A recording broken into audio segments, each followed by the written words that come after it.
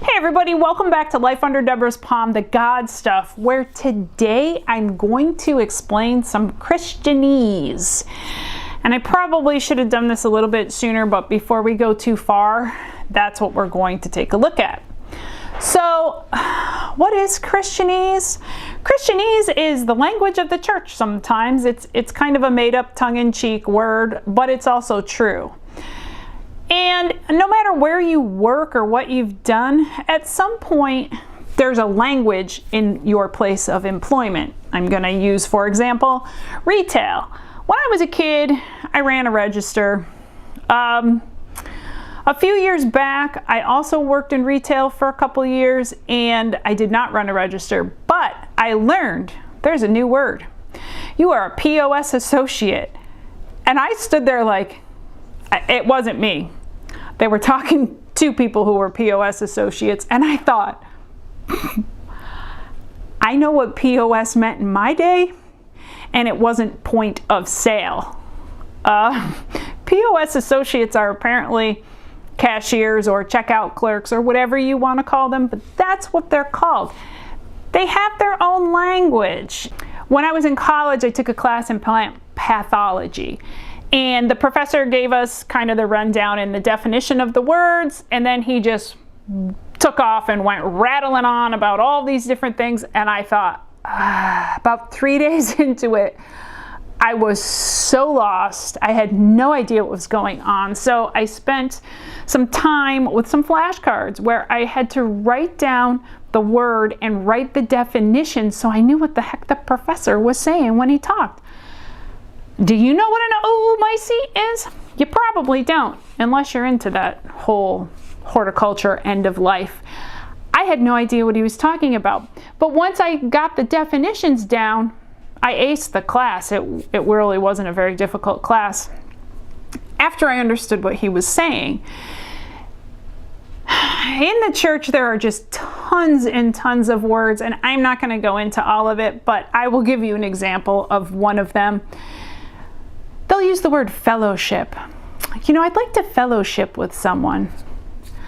I don't get why they make words up. I never use that word. If you're going to fellowship on the golf course, or in a restaurant, or at someone's house for dinner, or in other words, they're friends you hang out with. I don't understand why we have to call it fellowship. But that's what happens in the church. There's kind of three sets of Christianese, I think. There's a biblical Christianese, which really is words that are used in the Bible that get used, and you need to understand the definition of it, and I'm going to take a look at that today. There's also theological Christianese. So I once heard the word years ago, exegesis, and I thought, Jesus? What is that guy talking about? Exegesis, EXEGESIS, exegesis. Apparently that had nothing to do with Jesus, the person. Exegesis is like a critical interpretation of biblical stuff. Okay, he was quoting someone who wrote an exegesis on whatever, but who knows stuff like that? I didn't know what that meant. And then there's words that just kind of get made up. I think fellowship's kind of one of those words. I guess it's probably a regular word in someone's world, just not mine. So today what I'm going to look at is mostly just one topic, because I think this is really important, and I think if you are not a churchy person, you need to know this so that you'll understand when you hear this. And the word is salvation. Now, it's totally biblical. This is biblical terminology. Salvation also means to be saved, to get saved. I am saved. I'm born again. Jesus lives in my heart. Jesus is Lord of my life. I think there's one more that I'm missing, but you kind of get the point. They all mean the same thing. Biblically, salvation, being saved, and being born again is a biblical word. Jesus living in your heart, Jesus is Lord of your life, is a Christianese term, more of a made-up thing, but they all mean the same. And for those of you who are churchgoers, I really hope you will hang out for this video, because I think there's some important things that you need to consider as well. So I'm going to take the word salvation, and I'm going to take it right out of this here thing, this biblical concordance. I talked about this a few videos ago. The concordance is where every single word of the Bible is listed in where it comes out of Hebrew and it comes out of Greek, and it has a definition in the back of what the word meant in Hebrew or in Greek, because languages don't always translate one-to-one ratios and mean exactly the same thing. Sometimes there are words in one language that don't really exist in another language. So that's what the concordance is, and I looked in the concordance in both the Hebrew and the Greek part, Old and New Testament, at the word salvation, and it has, there are different terms, different words for it, but the one that shows up the majority of the time, and the one that is talking about Jesus in the New Testament out of the Greek, is called soteria, and in Hebrew it's, I think you pronounce it Yeshua, although there's no H in it, Y-E-S-U-A, Yeshua.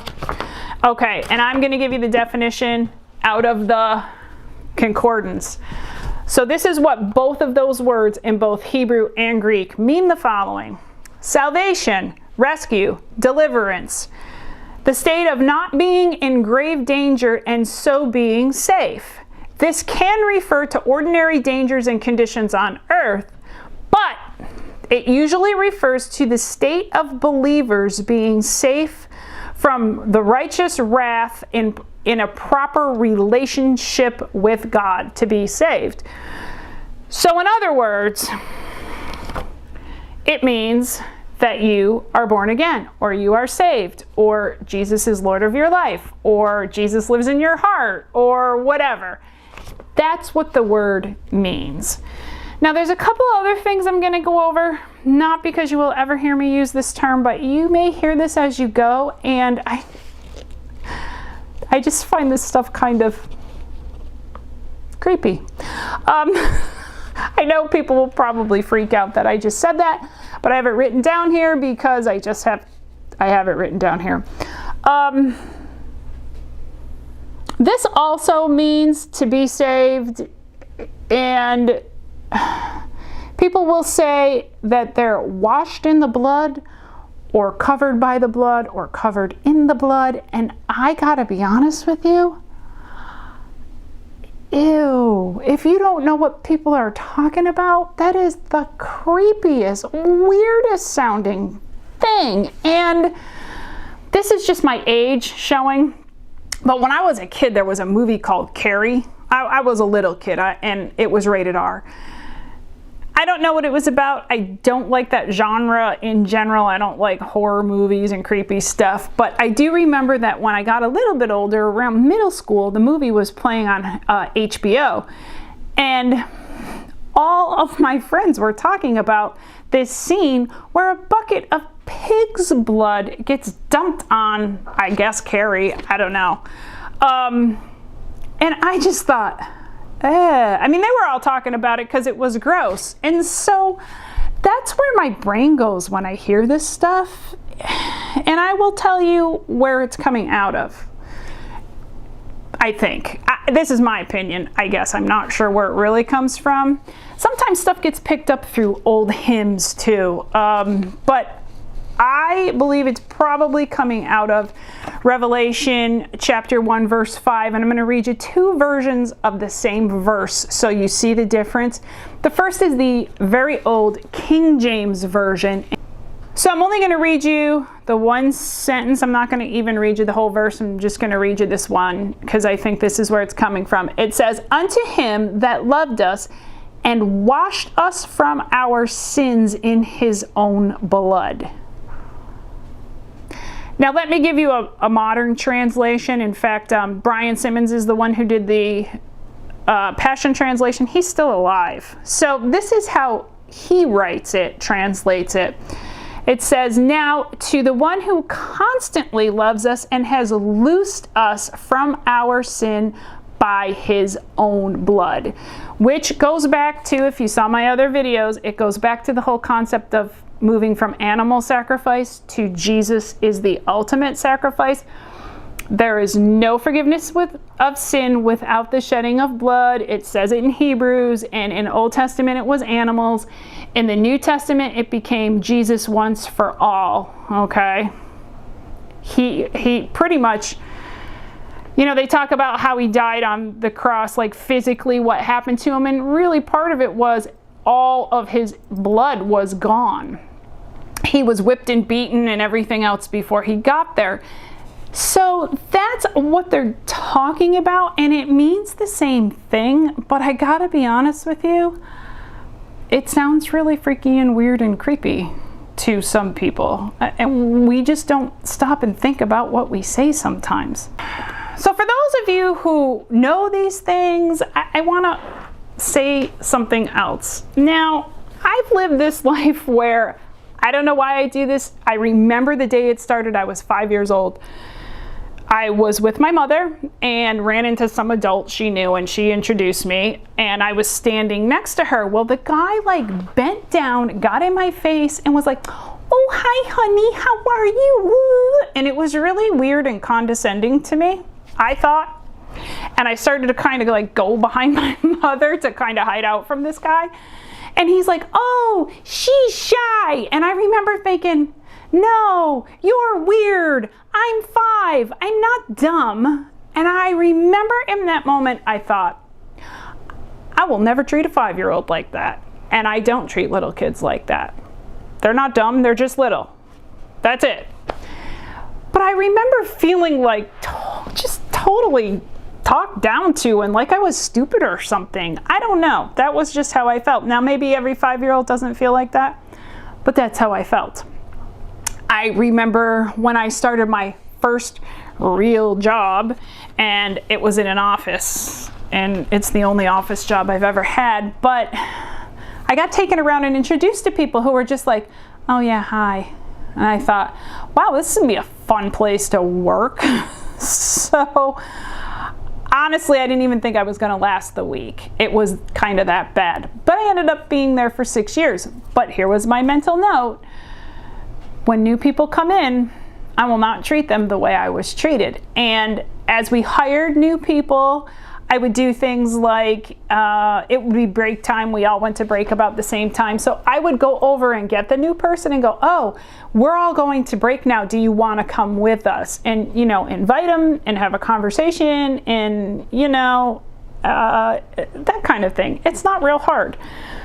So I take that with me, because when I was in late elementary school, as I have mentioned, I had one particular person who shoved this stuff down my throat. "Are you saved? Jesus, if you don't get saved, you're going to hell. And if Jesus isn't in your heart," and I'm like, I don't even know what you're talking about, really, because you're talking weird to me. You actually make me not want to know anything, because you're just so, you're rude, you're intimidating. You know, we got to think about how we act. We just act like, that's so arrogant, truthfully. I think it's just a very arrogant thing. And I know that people are very concerned about where you're going to spend eternity. And that's probably their best way of delivering it. But that's just not the way to do things. And so when we talk about stuff, we really need to consider our language. You know, look at yourself. If you're down the road a little ways and either you were in a church or maybe you were in a small group or something, did you ever have people that got in your face and demanded to know, "Are you saved? Have you asked Jesus in your heart? Is Jesus Lord of your life?" I wouldn't go back, truthfully. I'd have a real hard time going back with people like that. Especially if you just want to come, see what's going on, learn some things, make your own decision. That kind of stuff is really can be very bothersome, to say the least, to someone who just isn't in the place you are. So really just stop putting people on the spot and watch your Christianese, knowing that you may sound weird sometimes it's just a matter of they don't understand what you're saying, so you may just need to simply make sure when you use a word, you explain a word. But otherwise, know that you may be saying things that sound like it's coming straight out of a horror movie. All right, so that's where I'm going to end this today. And until the next time, I hope you have a blessed day.